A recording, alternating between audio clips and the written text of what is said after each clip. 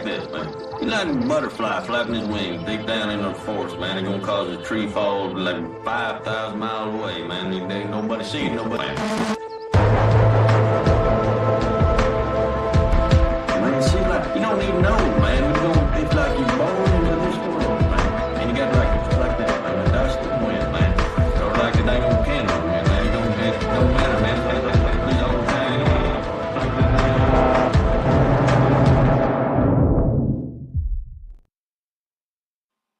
All right, John Moody, welcome back to the Jay Burden Show. How you doing, man? Good. How you doing? I'm doing well. As you can probably tell, I'm getting over a head cold, so I don't sound good. I don't feel that bad. But yeah, man, I'm really glad to have you back on. This episode has been a while in the making, just due to the holiday season and all that. But I put out sort of an open request on social media, which I do very rarely, basically saying I want someone to talk to me about homeschooling. And your name came up over and over and over again. Now, why does this matter? Look, we understand that government schooling is not conducive to raising happy, healthy children who believe the sort of things that you and I do. It's probably an understatement. And so obviously, our people, going back, a generation and a half, really, have pursued alternative arrangements. We've seen massive growth of both, Christian private schools, honestly, charter schools, and also homeschooling. Recently did an episode with George Bagby about the sort of dangers of the Christian classical movement. While look, I'm a product of it. I have great things to say about it. You have to understand that it's not a universal fix, that the people there don't necessarily agree with us on everything. And so I figured you'd be a great person to talk about homeschooling, right? One of the other main alternatives. So I guess it's just a way to get into this, John. What's your sort of career in education look like? Yeah. So I was public schooled. My public school education was interesting. I started actually at a private Catholic school growing up. And in 7th grade, when my mom and dad divorced for like the third or fourth time, that resulted in me no longer going to the Catholic school, I think primarily because of monetary issues. So I got booted over from Catholic school into middle school public school.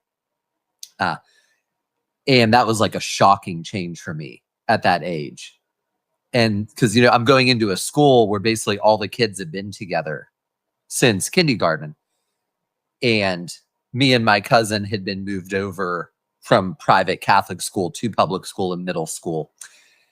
And then probably, late in my 7th grade year, I had my aunt as my mathematics teacher in 7th grade. So if you've never had a family member as a teacher, that's also a crazy dynamic. And we were taking a math test, and I turned the math test in like 7 minutes after it was handed to me. And she thought I was cheating. So she took me down to the principal's office and gave me a different version of the same test and made me take it again. And it ended up getting me moved from the regular public school program into the gifted program in the public schools, which the public schools are no longer allowed to have because, being gifted is a bad thing. And you'd think that would have been good for me. And in some ways it was good. In some ways it was terrible because I didn't have family support. So I have all these kids of like family members who are pouring into them. And I'm in now even more challenging classes, but without like the family girdle that made a lot of those kids do well. So I finished high school. I went to a public college on a full academic scholarship. I went to seminary on a full scholarship. And during seminary and during college, I started a tutoring business as a side business where I tutored some public school kids, but I discovered the vast majority of the students in my tutoring business were actually private schooled. So these are families who are spending huge sums of money theoretically for a better quality education, and their kids still aren't doing well academically. So now they're spending an additional layer of money on me to make up for the lack. And so I got married in 2005, right when I finished my master's. We had our first daughter in 2006. We had a son in 2007. We now have 6 kids. And we basically homeschooled all 6 kids. My oldest is now just about to turn 20. My second oldest is 18. He is already employed full-time. And he's set at 18 years old. Probably, if work goes well for him, he'll make $60,000 to $75,000 a year right out of finishing high school, no college debt. So my wife was also public schooled. She did an undergraduate speech language pathology. So that's her and I, because homeschooling, especially if you go the homeschooling route, it's a team effort. Your wife and you generally are both going to be pulling weight in homeschooling. So my wife's background matters to this discussion as well. And I might even pull her in for some of the questions at times. Yeah, so several things there. I guess I should go through my background as well. I actually was homeschooled from K through 5th. I was homeschooled in a very different way. I was, getting in trouble. I wasn't progressing it the way that I was supposed to. So my parents pulled me out of, I guess, preschool or kindergarten, and basically just let me run around in the woods. And I did basically no schooling up until 5th grade. I didn't learn how to read until I was 8. And I think that was very good for me. I obviously eventually caught up, could read at a college level very soon afterwards. But it just, for me, traditional education wasn't working.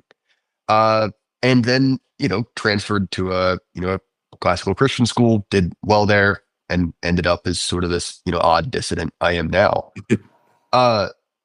Several things there. To me, and I just want to bring this up because I've been kind of doing a personal deep dive on the economics of higher education. Because traditionally, one of the big oppositions to homeschooling or a private school is to say, oh, well, that will hurt you when you're trying to go to college.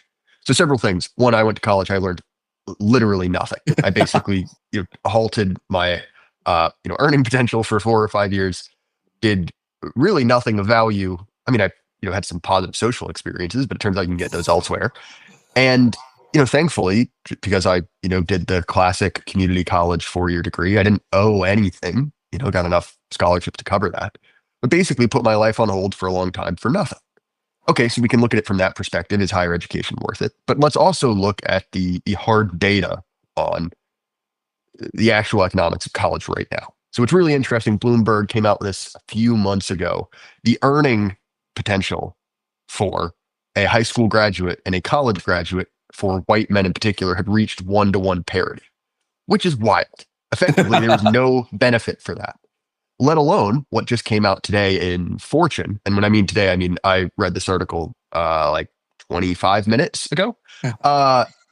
Effectively, the unemployment rate for people with college degree is not only incredibly high, we're sitting at around a structural 10% unemployment rate, but the rate of college students who graduate with a job immediately is incredibly low. It's below 25%.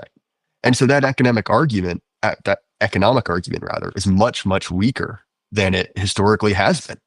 So that's one thing I feel like I just wanted to head off on the pass. And look, like that doesn't mean that every single child should, go into trades, should just start working out of high school. But to say the idea that everyone needs to, that they're considered a failure, if not, it is woefully out of date. Like the quality of education offered, the exclusivity has dropped to such a level where, look, man, I've never had a job where I needed a college degree, despite being college educated. And some of those jobs I did quite well for myself. But it was simply an artificial sort of gold star earning program. And obviously, this is different. If you want to be a medical doctor, if you want to be an architect, well, I guess you can sit for that exam in some states. If you want to be a lawyer, fair enough. You want to enter the professions. But the idea that this is the, one size fits all, you must go through the traditional, school pipeline. To me, that idea is horribly out of date. But I'll throw it back to you, John. No, one of my most controversial posts on Facebook, I think last year or the year before, is Bloomberg or someone had a bubble chart of the long-term economic value of different degrees. And the vast majority of college degrees, Bloomberg's chart showed just on their own were net economic negatives for the people who got those degrees. There's only a handful of degrees where the cost of acquiring that degree actually long-term was great. And then when you factor in, as you alluded to, the time and opportunity cost of acquiring those degrees, my post had just offended, I think the post got maybe like 500, 600 shares. It reached, over 1 million some people. My basic thesis was for the majority, so not for all, for the majority of young men, college is a net economic negative when you're honest about the debt carriage and the time cost, even for supposedly good degrees, let alone for the hundreds of worthless degrees colleges peddle on people, phys And ed when we education. say worthless, let's acknowledge that currently the degrees which are being hit hardest by H-1B visas that are effectively, it is STEM degrees. It is the useful degrees. And when I put that in quotes, I'm not attacking people who have STEM degrees. They did a difficult thing. And in a well-functioning society, those are things which should reward them. But guess what, bud? That's not how America works now. And I understand that there is a real problem with downward social mobility. This is one of the things that I think that baby boomers do not understand when talking to young people. They do not understand that for the vast majority of millennials and Gen Z, they are downwardly mobile. They are poorer than their parents and grandparents were, largely at every stage.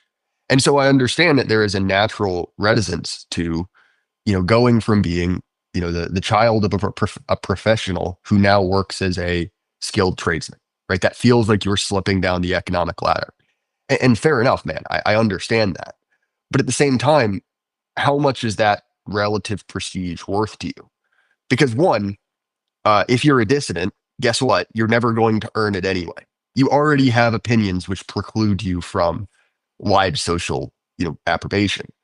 But also, which matters more to you?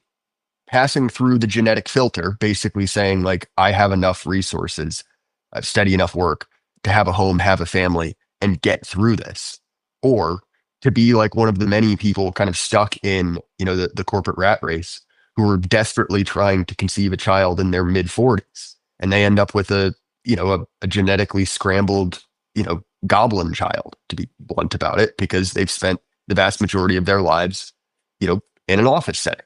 And I say that somewhat comedically, right? I understand that's a very difficult position to be in, but ultimately, if you are primarily concerned with prestige, you're not really in the game, so to speak, because whoever you construe they as, they control that prestige network. And in my mind, this is exactly the problem that you see often in private education, that the stated preference of many parents in private education is to create, this sort of Renaissance man, to create someone well-educated, a defender of the faith, pick your bromides.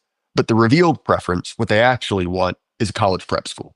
And those are two entirely different things, especially when, as often said, again, in my episode with Bagby, what are we paying for? What are we paying for you to fail my child, or for you to, say something, teach them something that will harm them in their professional world or in the higher education? And so I think that gap between stated and revealed preference sort of hinges on that issue of prestige. Yeah, I think Aaron Wren has done a great job talking about this issue, that conservatives and conservative Christians are so enamored of being respected, they're so much more concerned about being respected by their enemies than by actual outcomes. And this has bled over into how they view education, where the end goal is to try and make respectable children, even if it destroys the kids in the process economically and morally, rather than raising children to actually succeed in the world as it is for them. No, certainly. So let's go back to homeschooling, right? What would you say the value proposition, if we can use economic language, of homeschooling is? Like how and maybe this is an overly simple question, but why do people embark on something that is relatively difficult to do? Well, most people homeschool by conviction. It's not primarily driven by economic considerations. Most people I know who are homeschooling are doing it basically out of sheer conviction that it is, given the options they have available to them, the most faithful, best option for their family. And most of them view it as, generally speaking, the best path forward for raising children who will actually be able to have functioning families in future generations, on a timeline where I'm actually going to be alive when my grandchildren are born. So the economics of homeschooling are interesting because a lot of this bleeds into my other writing and work on how you view your home. Because for most people, they see homeschooling as a net economic negative. Your wife generally has to be taken out of the workforce. You're now trying to reproduce certain aspects and facets of communal education settings on the individual level, which is time and resource wise inefficient. But for us, the way we've done homeschooling has generally been a net economic gain for us because our household itself is an economic unit. And so like when we had our elderberry syrup business, when I need workers to make elderberry syrup orders and we're getting $20,000 of elderberry syrup orders in a single month, I just take my children with me to the certified kitchen and we put on great literature in the background. So we're listening to Moby Dick or we're listening to History Unplugged while we're making $1,000 an hour in elderberry syrup as a family, and we're doing homeschooling. So the economics for our family has been a little bit different than for other families where the dad and his vocation are completely sundered from the home and family. But even in some families where the dad isn't there, I know moms who are doing home bakeries as part of homeschool, or they're doing these other businesses where the kids are not only getting educated, but we're restoring the economic value of children in the family unit, which begins to change some of those equations. There's another interesting element to this. Friend of the show, Johan Kurz, his book, Leaving a Legacy, has just come out. I'll have him on soon for a review, but it's very, very good. And one of the things that he talks about is contrasting the sort of the relatively recent idea of like a professional meritocracy as it comes to a business with the idea of a family business, right? Something you pass down from one generation to another. And one of the things that he talks about there is the data for family businesses are actually much stronger than they are for sort of a generic company. They tend to out-earn. They tend to have a competitive advantage when it comes to management stability. And one of the things that he talks about is that you can effectively start training your replacement from age 10 instead of from age 24, when some bright bushy-tailed kid comes in fresh out of college to your company, assuming that as soon as he walks in the door, you say, I want you to take over the company, which we know is not how that happens. And so I think that that's an interesting element as well. You can sort of reframe this from, training a worker to sort of go out and compete in a job market where they are competing effectively with the entire world, right? Not literally just those in your company, but, thanks to the wonders of globalization, you're competing against an ever greater number of people. But you can basically create, as you've said, a home that is an economic unit. Use the labor you have in your own economic unit, and then also sort of supercharge that development process. Now you have someone who is much more competent because they have had something expected of them, admittedly in a controlled setting. You're not just sending your 4-year-old down in the mines saying, come back with 400 pounds of coal, right? Yeah. But you're training someone up. And so I think that's another element to this, especially if you have some sort of family business, if you have some sort of enterprise. It's a huge advantage. You don't need to effectively use, nights and weekends to try to teach your kid about the family business. You can just have them around all the time, which I think is a huge advantage. Yeah. Well, and it's been for our kids, so I have a 15-year-old son who's worked in my various businesses since he was 8, 9, 10 years old. And we were at a judo tournament a couple years ago. And, these martial arts tournaments have to have somebody run the mat, which is make sure the right players are matched. It's a not easy task. Like, adults fail at it all the time if you've been to martial arts tournaments. And so that my son at the time's like 13 years old, and he notices the adult in charge of this mat is just drowning. And so he just walks over and he takes over running this mat for the rest of the day at 13 years old. So he's a 13-year-old boy, and they're just all of these adults looking at him, letting him tell them what to do. Because you can give your kids competence and skills and presence and all of these other things that then carry over into actual real life, unlike trapping them in a classroom setting 30, 40 hours a week. And then when they end up in real life, there's a complete disconnect between their education and real life's expectations on them. Oh, 100%. And I think that I'm about to say something which is often trotted out as an excuse for underperforming children that are simply badly behaved, or lazy. But there is a real aspect to the fact that education is not one size fits all. And I say this from personal experience. I developed slowly and then at a much accelerated pace and came out fine. I know how to read, I know how to do math, all that sort of stuff. And the idea that the sort of one path through life is to get a kind of typical 9-to-5 office job. This is something I've never been able to do.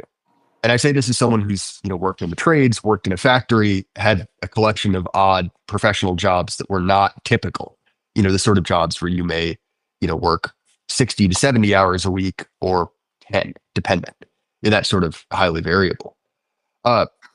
Jamming your child into that, especially if they don't fit. Okay, sure, sometimes it works. Sometimes they conform. But there are a number of people for whom that just will not work.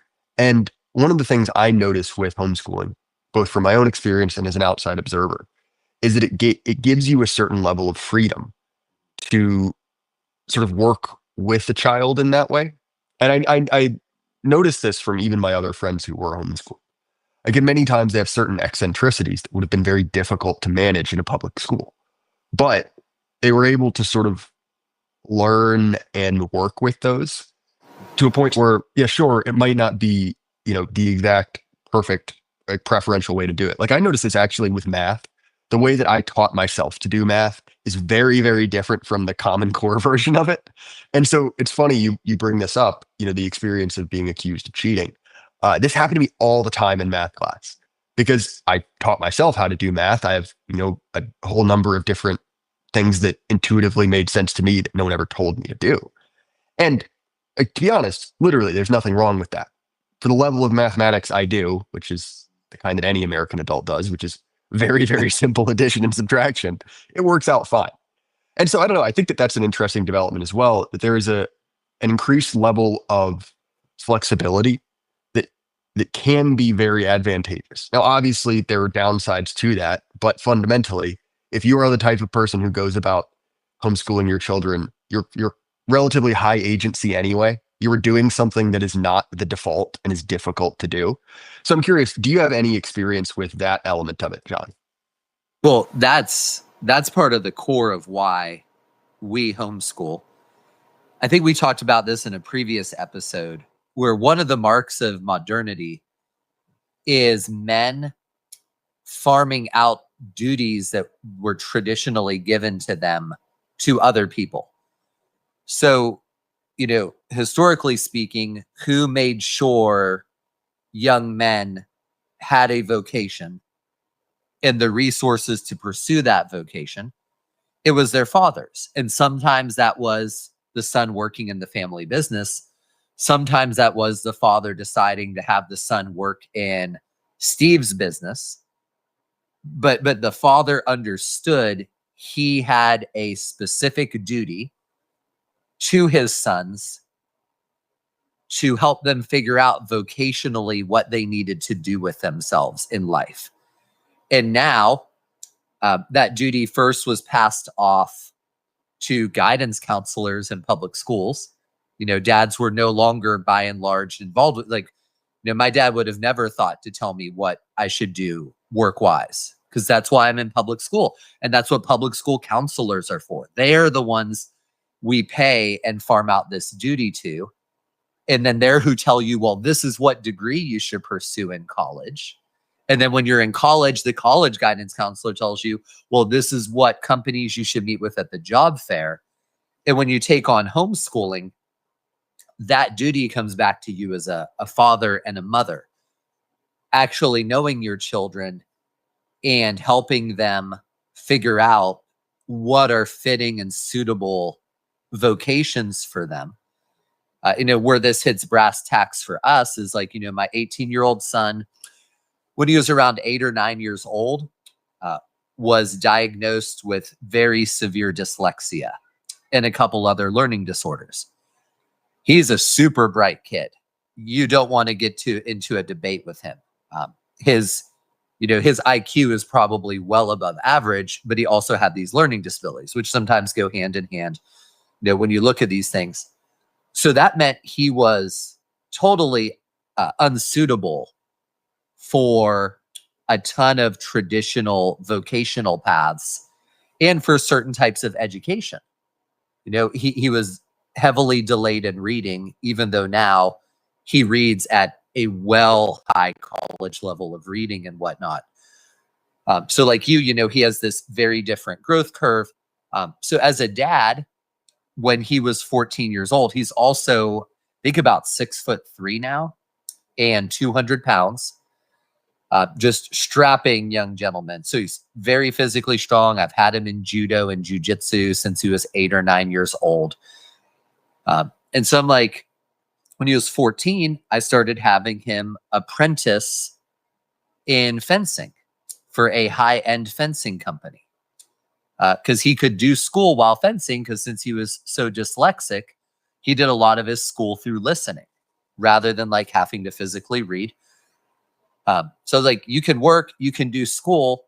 And by the time my son was 16 and a half, 17 years old, he was able to work full time while doing school. He had 20-some thousand dollars in savings at 16 and a half years old. He has a deep resume of work experience. He has a very, very solid education for his age.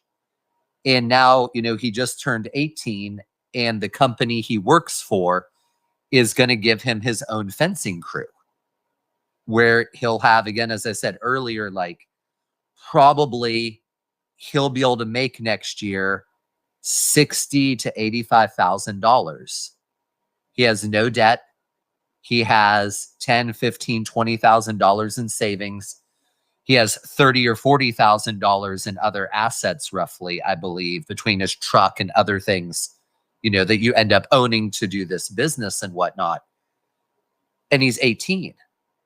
Now, my 15-year-old son is Very, very different than his older brother. So he is more bookish, very mechanically minded, very, very good in history, but he's also just very, very good with his hands. He helps me do all of these car repairs now. It's like I had something broken in the house recently that I just didn't get to in a timely fashion. And he just went and like watched a video and fixed it. Because he wanted to be able to do whatever this was impeding. And so for him, I have a friend who is a simulator technician at UPS. So, to train pilots to fly, you train them on simulators.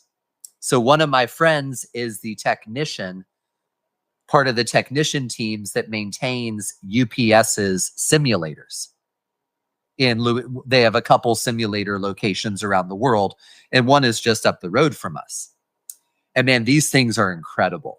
They're like 3 stories tall, easily 10, 15, $20 million machines. And we got to fly them one afternoon because he got us into the facility because they're constantly short on simulator techs because it's a very challenging job. It's electronics, hydraulics, computer programming, all because the simulator is all of these different systems all rolled into one.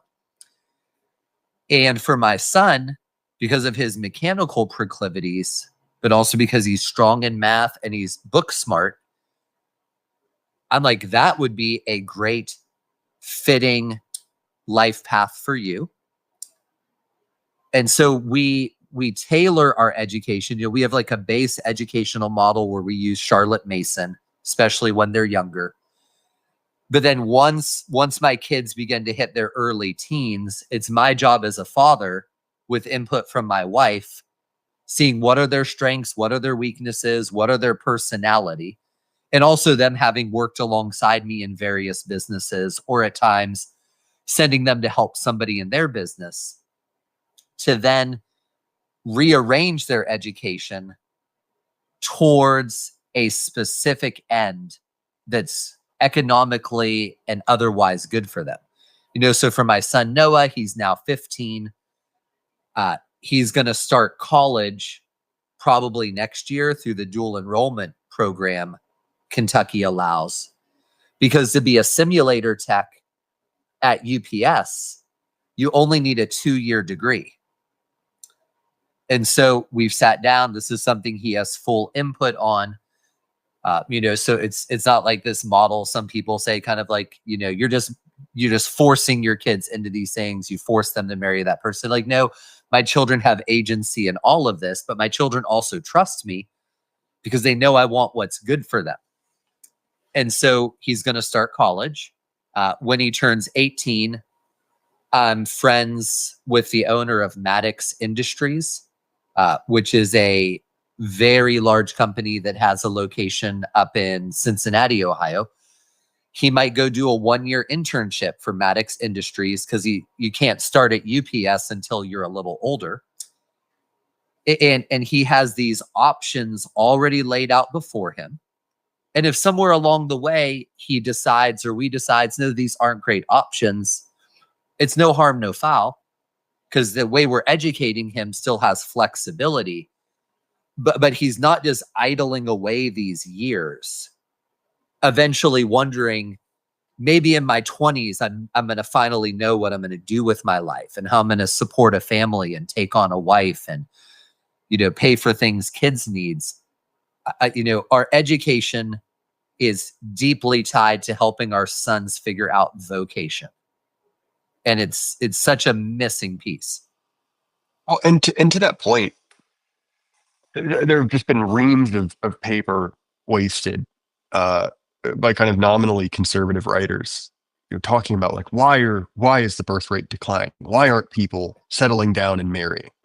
And look, like, this is a complicated equation. There are multiple variables here, but a large part of it is that there's a baseline level of economic stability needed to start a family. Now, I'm not saying you need to hit some arbitrary requirement of, owning a home, having this much in savings that people oftentimes use to excuse themselves. But to say like it's generally not smart to settle down and have a kid if you're working hourly at Starbucks. You're trying to service hundreds of thousands of dollars in debt. And this is even assuming that, the sort of woman who wants to do such a thing is interested in joining you in that endeavor, right? I think this is another big problem for young men that, many of them are in positions where they genuinely don't have much to offer. And I'm not saying that punitively. A lot of that, decisions were made, they're reacting to them. Uh, but I think that, what you're offering is you could look at it one way and say, oh, you were dictating to your children, you were denying them this freedom. But I mean, look, man, what are they really giving up?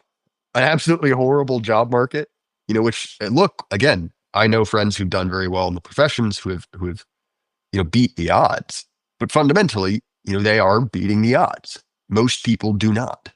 And not to say that it's impossible or, everything is doom and gloom, but to say that this is a very compelling path forward because you are taking that timeline of, starting a family, settling down, actually living your life, and you're cutting out, a decade. 5 to 10 years of the best part of your life wasted, and I say this as someone who, themselves has, had a non-standard path through life. Like there are certainly opportunity costs, but for most people, I don't think they realize how little they would be giving up. Yeah.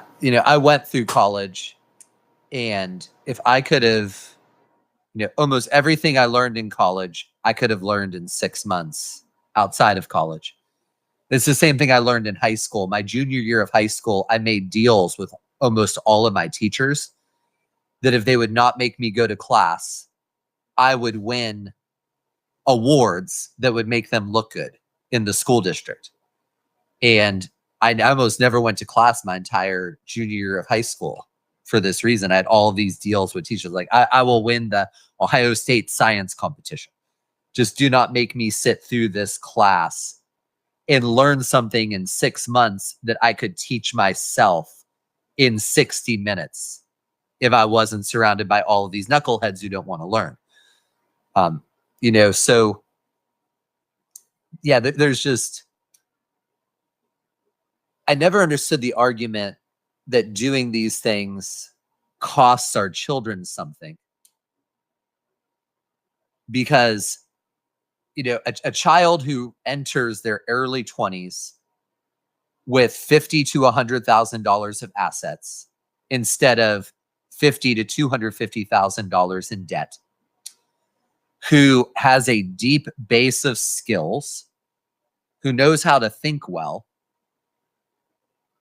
has more freedom than I would say probably 98% of current college graduates in terms of their future and what they could actually do with their life.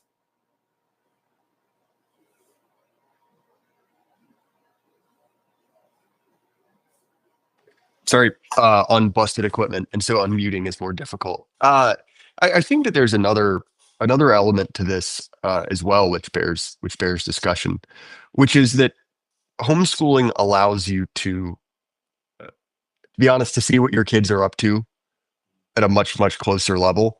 Because look, like I think COVID was sort of revealed a lot to many parents. This produced a massive exodus to both homeschooling and to private schools because people finally realized what their children's teachers were up to, what they were trying to stuff down their throat, and the ability to basically say, no, I am going to control when my kids are exposed to something, what their diet composed of. That's huge because look, this is dramatically reduced in a private school, but there still is a danger there. I think of a story I've heard often. You and I were kind of commiserating about this before we started about, good guys that have been canceled from Christian private schools. And yeah, some of that is malignant. A lot of it isn't. But I think that for many, dissidents, people who are this far out, you have to understand that your views are in an extreme minority. And even at, a marginally aligned institution, your children will be exposed to things that you do not agree with. And look, there's a part of that is simply a factor of growing up. The eternally sheltered child who never experiences the outside world, that's not something you're looking to replicate. But fundamentally, you have to understand, and you run into this often with boomers and silent generation types, that for them, they feel very confused at how many decisions have become proactive for younger people, especially younger people with children, because they, whether truthfully or just as a matter of perception, grew up in a culture where the sort of median or the mode of culture was broadly Christian. So, okay, fair enough. Your kid's science teacher might not go to the same church that you do, but But they they'll go be to socially church. shamed 100%, and they'll be socially shamed if they say, something that is particularly outside of, Christian ethics, right? So you could sort of coast, you could sort of go on autopilot. Whereas now, the number of things, and we spoke about this, certainly talking about food, that you have to learn a lot about and make hard decisions has grown exponentially. You can no longer coast. And so I think that increased level of control when it comes to education is particularly important. One, so your children don't end up as gender goblins. But two, if you are someone of strong religious conviction, right, the ability to have your children stay in the faith is, priceless. Yeah, Vadi Bakum once had the quippy line, if you give your children to Caesar, do not be surprised when they come home Romans.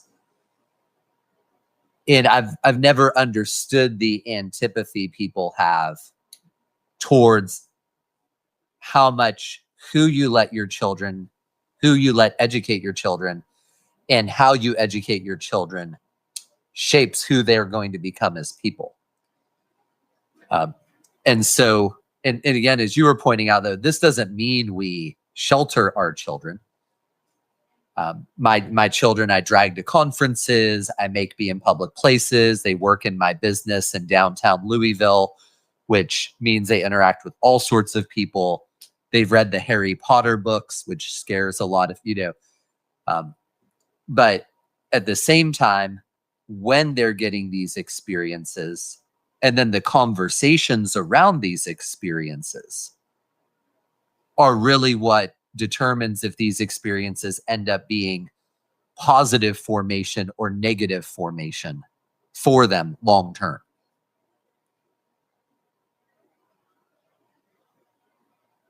Yeah, I think that there's a lot there. Uh, Curious, one of the other major oppositions to homeschooling, and I guess I sort of teased this earlier, is the your kids will grow up weird argument. Two things there. One, what does weird mean? Because guess what, listener, you're weird, right? If you're listening to this, you were not normal by definition. But also, there is a genuine concern about socialization, right? Of raising children who do not know how to interact with the wider public. Now, I will say there's at least some of this. For instance, I grew up in very close contact with adults. So from a very young age, had no problem interacting with people much older than me. But I certainly remember when I went to school, it was tough for a little bit when I made that transition. It was ultimately something that could be overcome. But I think there's at least something to that. So what are your thoughts there, John? Oh, this is a great subject on so many levels. So if my wife and I could change anything about how we've done homeschooling, is we wish we would have had access to a good homeschool co-op close by, so that 1 to 2 days a week we could do the homeschool co-op with the children. So the rise of homeschool co-ops and Charlotte Mason learning groups and all of these different things are are something I encourage all homeschoolers to, if you have access to good ones close to you, you absolutely want to work that into your overarching approach to homeschool. Socialization was never a problem for our kids because I'm a more outgoing person. My work and other things I've always involved my kids in. So my kids have just always all been very good socially, but I've met way enough homeschoolers to say that the socialization concerns are not without merit. I've met the 12 and 13 and 14-year-old boys who cannot function in public, who cannot walk up and talk to a girl without turning pink, purple, or rouge. And you're just like, so sometimes, these caricatures don't have kernels of truth. They're just used to deter people from doing good things through demoralization. But it is true that in homeschooling, there's a not insignificant number, especially of boys. I think this problem, some of my most viral and offensive things I've written about homeschooling have been about, this is the dynamic in a lot of homeschooling. You have a father who's seeking to provide well for a wife and a number of children. This usually takes him out of the home. And because he's a single income earner, he's working more than an average man, given the economy and things, unless he's very fortunate to have fallen into an above average job, this, that, or the other. So homeschooling becomes female centric. I actually have, I might even send it to you so you can see it, but I posted it on my X a while ago where Nate Spearing and I were talking about homeschooling. And Nate said, Nate basically told his wife, the boys are going to miss violin today so that they can go to Brazilian jiu-jitsu. And a woman got on this post and she goes, Latin always, violin yes, and martial arts and sports if there is time. And I screenshotted her thing and I just said, this is how homeschooling destroys young men, because it's built around a female-centric view of a world, which nothing against women, but I think studies show women are inherently dishonest about what they want. So who does a woman will say she wants to marry the guy who knows Latin and can play the violin. The woman will actually marry the guy who can forge a knife and break somebody's arm because he learned Brazilian jiu-jitsu. And so, so for your listeners and stuff, your young married couples, you have kids who are very young. If you're a dad who is out of the home a lot, you must make sure to correct this risk of a feminized homeschool education that has an emasculating tendency on young men. I'm probably going to get in trouble when I write this, but it's something my older son, who's 18, has commented on. I call it the epidemic of fit, successful fathers and flabby, soft, homeschooled sons. Where my son and I have seen this in our travels and seen this in enough families where you will have a dad who built a successful business. He's physically in pretty good shape. He was a high school football player or a wrestler. He still maintained his physique. And they consistently produce mousy, weak, soft, unspoken sons. And so I think we just need to be honest that in homeschooling circles, a number of the tropes and caricatures hit home and they offend people because they're accurate. And the other one I'll hit on is, this is something I've also written about.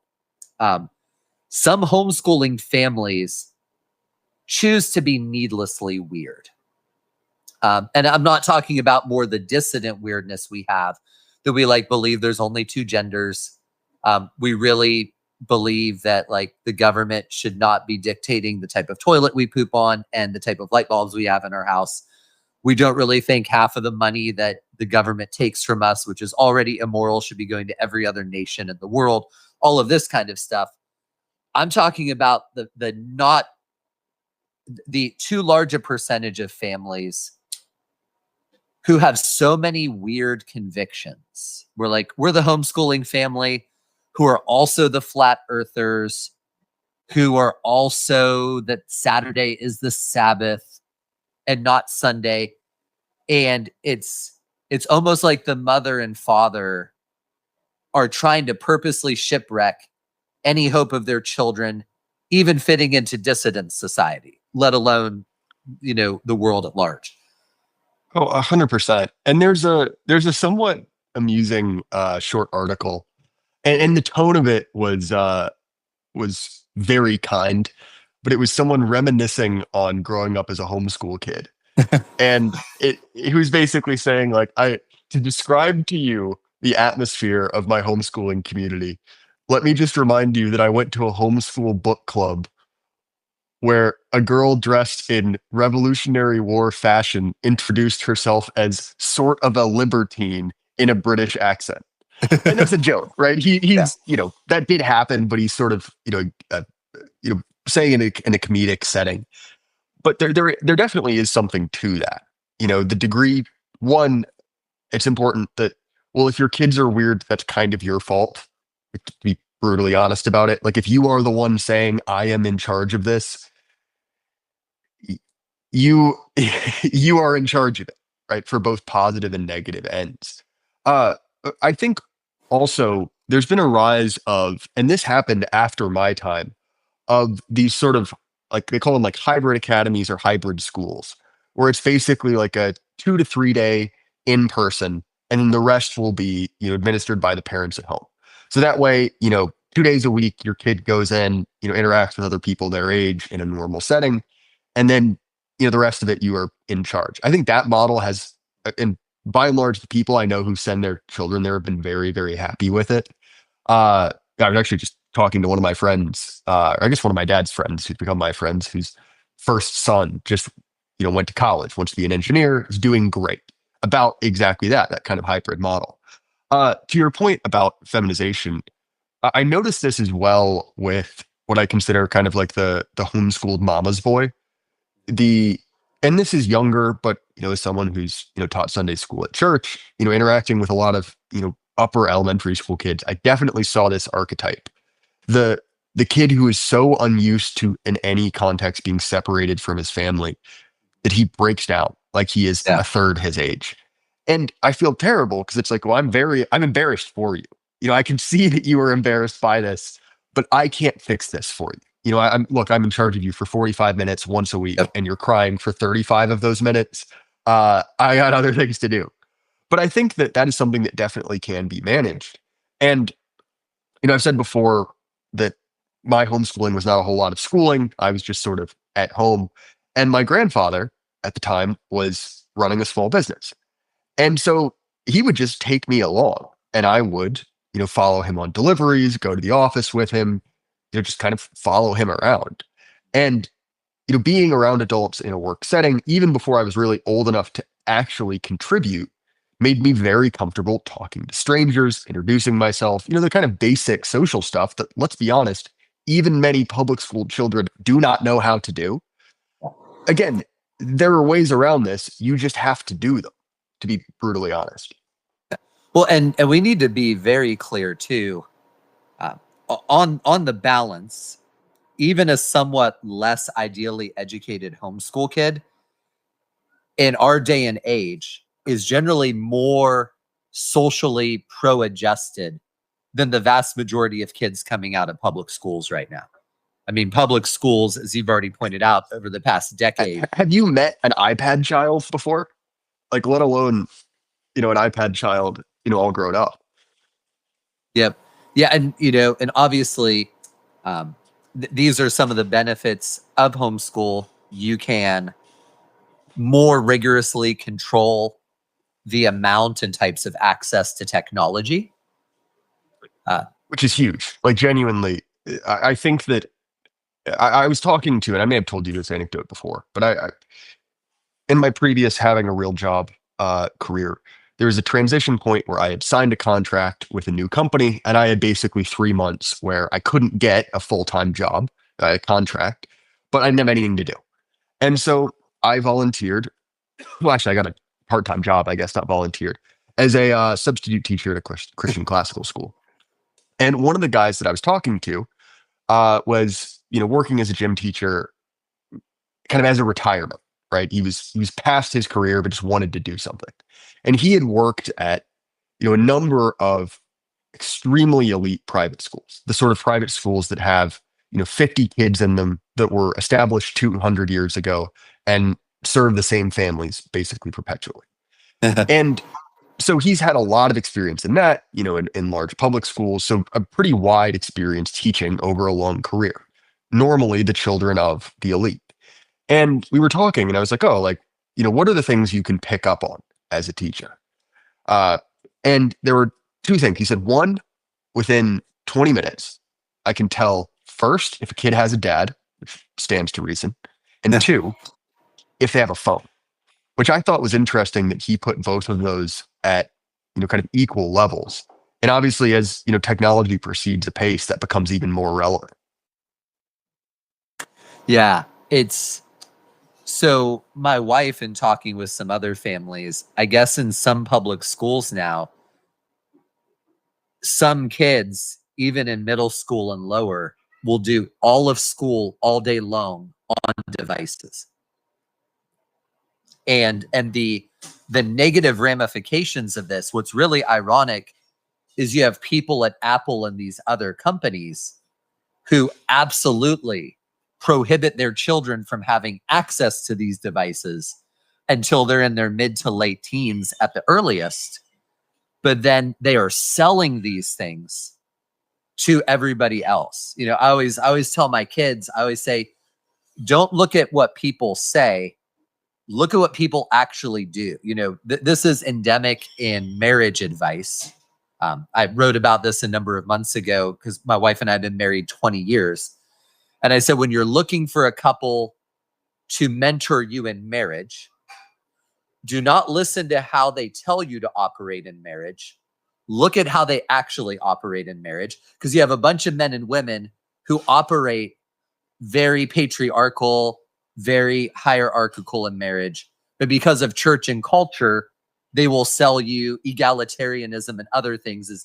And I'm like, don't listen to what they say, but look at how they actually function. Well, this goes back to your comments about the sort of men women go for. Yes. Right. You have that gap, which again, going even back to our conversation about private school, between that stated and revealed preference. Those are two often completely unrelated categories. Yeah. And yeah, so, technology is a big one.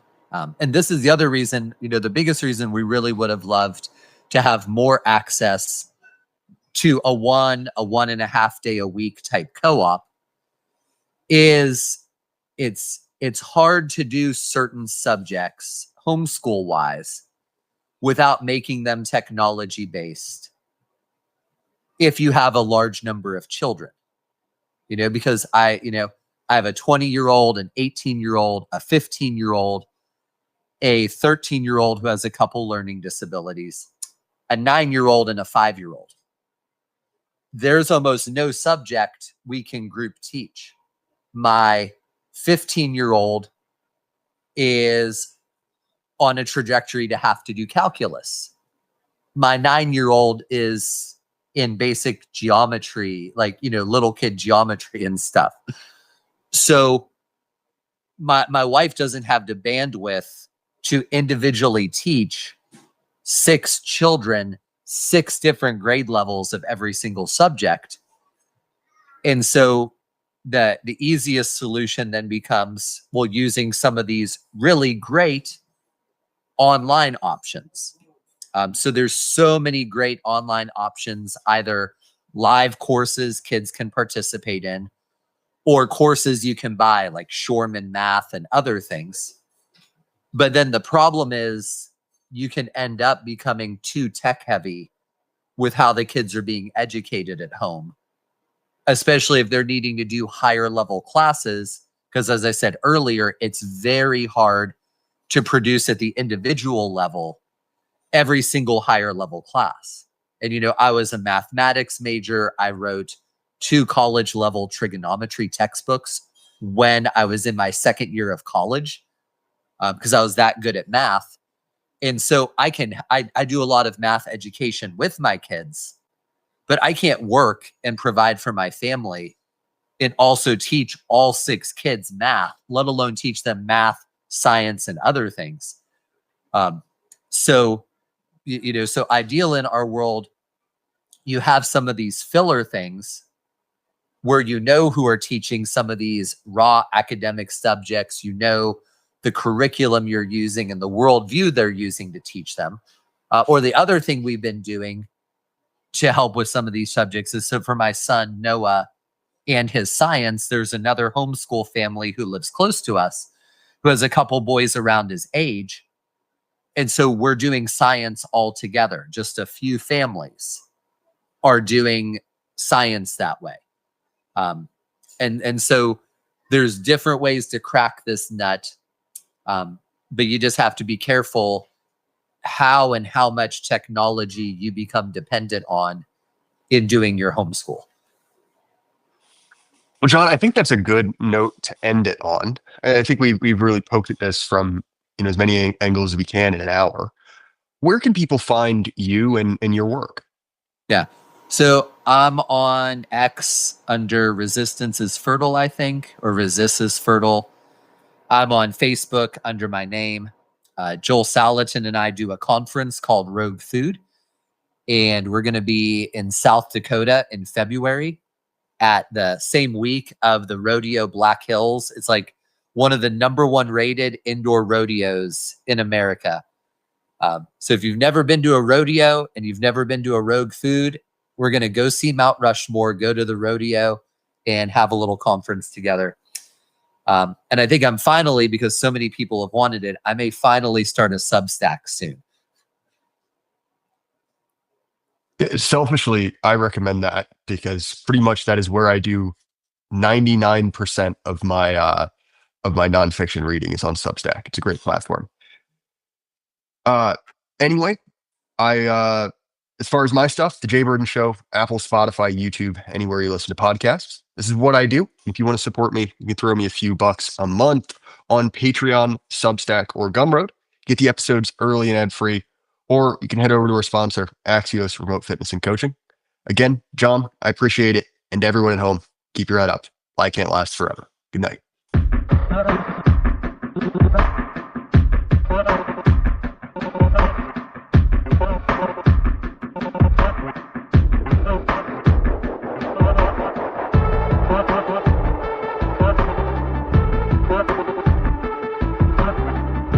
What?